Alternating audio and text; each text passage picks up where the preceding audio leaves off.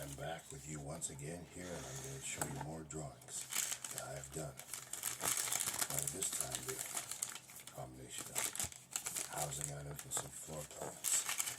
Now first drawing I want to show you is this basic one right here. You can see here the floor plan with the door and all the items here. This is a basic bedroom. The bed, and then you got your drawer, dresser, and then you got your computer and desk. And an extra garbage bin there. So this is the first drawing I want to show you, right here. And the second drawing I want to show you is one of a incomplete house.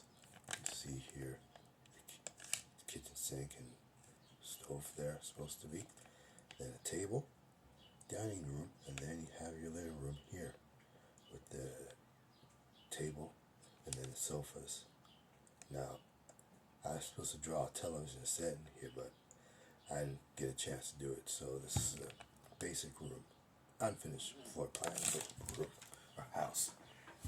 And finally, I'll show you a picture of a window. You see the crust here and the glass streaks there.